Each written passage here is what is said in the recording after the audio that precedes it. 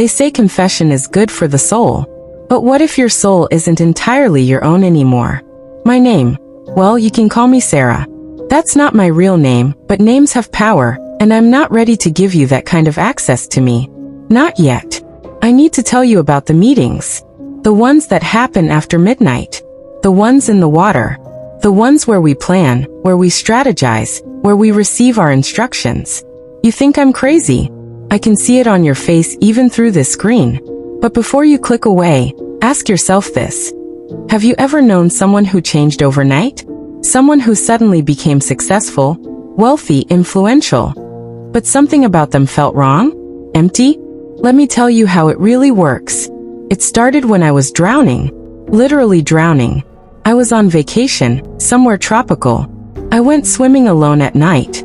Stupid, I know. The current caught me, pulled me under, and I remember the water filling my lungs, the panic, the darkness closing in. And then I felt hands. Cold hands. Pulling me deeper instead of up. I should have died that night. But I didn't. I woke up on the beach, coughing up salt water, alone. No one around. No footprints but my own. And that's when I heard the voice. You belong to us now. I thought it was the trauma. Post-drowning hallucination. PTSD. I flew home. Went back to my normal life, my office job, my apartment. But every night at exactly midnight, I would wake up. And I would hear singing. Beautiful, haunting singing coming from nowhere and everywhere. It went on for 3 weeks. 3 weeks of waking at midnight to phantom songs. 3 weeks of feeling something pulling at me, calling me. Then one Thursday night, it's always Thursday nights, I couldn't resist anymore. I got dressed, got in my car, and I drove. I didn't know where I was going. My hands moved on the steering wheel like someone else was controlling them. I ended up at a lake. About 40 minutes outside the city. A place I'd never been before. There were 12 women standing at the water's edge. Waiting. They were waiting for me. The woman in the center, I later learned her name was Sister Miriam, though I don't think that's her real name either. She smiled at me. Her teeth were too white in the moonlight. She extended her hand and said we needed to come, that the meeting was about to begin. I wanted to run. Everything in me said run. But my feet wouldn't move. It was like the ground had claimed me. We walked into the water. All 13 of us. The water was cold but not unbearable. We walked until it reached our waists, then our chests, then our necks. And then we went under. I held my breath, panic rising, but Sister Miriam squeezed my hand. And somehow, impossibly, I could breathe. The water was in my lungs, but it wasn't drowning me. It was sustaining me. And that's when I saw them. The others. Hundreds of them. Maybe thousands. Women sitting in circles on the lake floor like it was the most natural thing in the world. The water glowed with this strange blue-green light that came from nowhere. This is where the meetings happen. This is where we gather every Thursday at midnight. Under the water.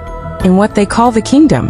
We sat in our circle, my covenant, as they called it. And they explained the arrangement. We work for them. The queens. The mothers. The ancient ones who lived in the water before humans walked on land. We are their agents in the surface world. We influence, we manipulate, we gather wealth and power and offerings. And in return they give us success. Unimaginable success. Anything you want. Any position, any amount of money, any person you desire. They will arrange it. But you must attend the meetings. You must report your progress. And you must bring offerings. The offerings aren't what you think. Not animals or blood or anything like that. They want something more valuable. They want people. Every Thursday night at midnight, I go to the water. Sometimes it's the lake. Sometimes it's the ocean if I'm traveling. Once, when I was in Arizona, I went to a reservoir. It doesn't matter. They find you. They're in all water. We sit in our circles and we report. Who we've recruited. Who we've influenced. What positions of power we've secured. What marriages we've destroyed. What businesses we've ruined or elevated. See, that's the thing people don't understand about success. Real success. The kind where someone goes from nothing to everything in a year. The kind where someone who should have failed keeps winning. The kind where people rise to the top despite being completely unqualified. That's us. That's the kingdom's work. My career exploded after I started attending. Within 6 months, I was promoted 3 times.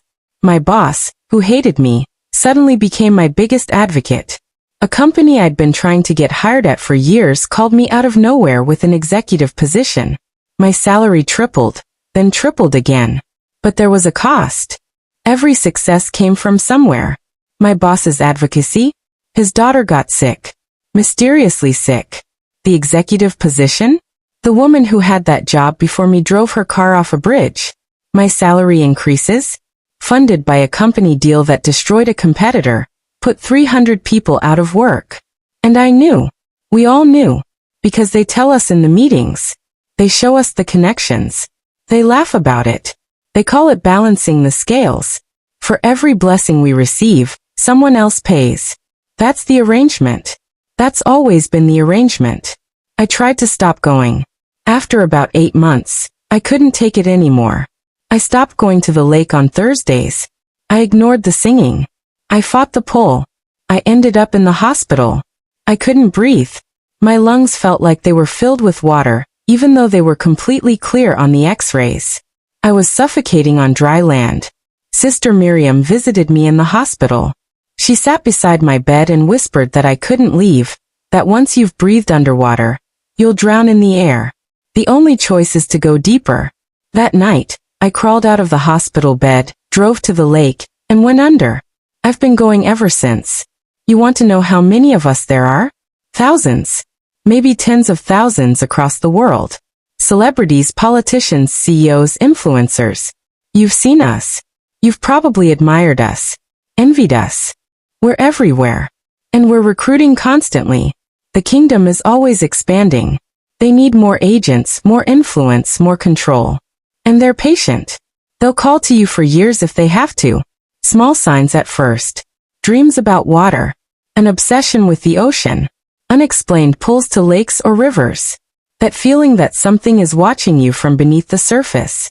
If you've felt any of that, they've already marked you. You're already on their list. It's just a matter of time before they create the circumstance, the drowning, the desperation, the moment of weakness when you'll say yes. So why am I telling you this? Why am I risking everything to confess? Because I'm tired. I'm so tired of the wait. Tired of the meetings. Tired of watching people suffer for my success. Tired of knowing that everything I have is built on someone else's destruction.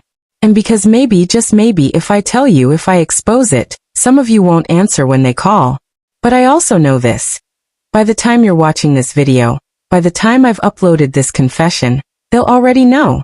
They know everything that happens in the surface world. Every word spoken near water. Every thought near the ocean.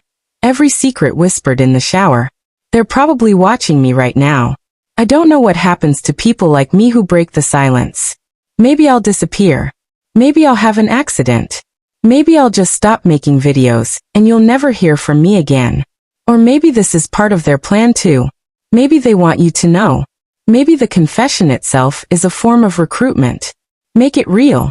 Make it terrifying. Make you so curious that you start seeking it out. I can't tell you what to do. I can't save you. I can barely save myself. But I can tell you this. If you ever find yourself by water at midnight, and you hear singing, and you feel something pulling you in, run. Run and don't look back. Because once you breathe underwater, you'll never truly breath. It's Thursday tonight. And it's almost midnight. I have to go, but before I go, please share. I felt the need to confess. So share this for the world to see.